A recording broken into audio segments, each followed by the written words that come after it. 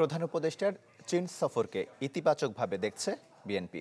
দলটির মহাসচিব মির্জা ফখরুল ইসলাম আলমগীর একথা বলেছেন। রাজধানীর গুলশানে সাংবাদিকদের তিনি জানান, এপ্রিলের মাঝামাঝি নাগাদ দেশে আসতে পারেন বিএনপি চেয়ারপারসন বেগম খালেদা জিয়া।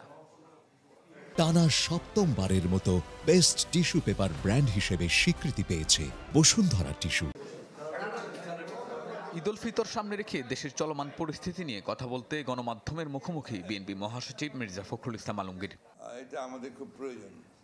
এ সময় প্রধান উপদেষ্টার চীন সফরকে তার দল ইতিবাচকভাবে দেখছে বলে মন্তব্য করেন তিনি। বলেন, রাজনৈতিক উদ্দেশ্য হাসিল করতেই বিএনপিকে ভারতপন্থী হিসেবে চিহ্নিত করতে চায় কেউ কেউ। দাবি করেন, শুধু বাংলাদেশের মানুষের স্বার্থকেই প্রাধান্য দেয় বিএনপি। ইচ্ছাকৃতভাবে আপনার চিহ্নিত করা, এটার পেছনে একটা উদ্দেশ্য আছে, হীন উদ্দেশ্য, যে বিএনপিকে আপনার এই ভারতপন্থী হিসাবে চিহ্নিত করা। 15-16 বছর না ভাই, বিএনপির জন্মের পর থেকে বিএনপি যে অবস্থান নিয়েছে সেটা হচ্ছে দেশের পক্ষে অবস্থান নিয়েছে। সাংবাদিকদের প্রশ্ন ছিল, কবে দেশে ফিরবেন খালেদা জিয়া ও তারেক রহমান?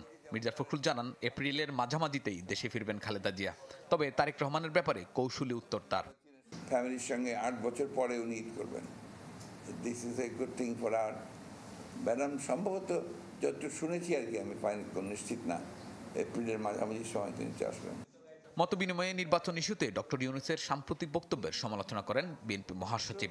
সুনির্দিষ্ট রোডম্যাপ না দেওয়াটা, এটা ওনাদের কিছুটা, I am sorry to say, এটা আমাদের রাজনৈতিক অনভিজ্ঞতা থেকে আসছে।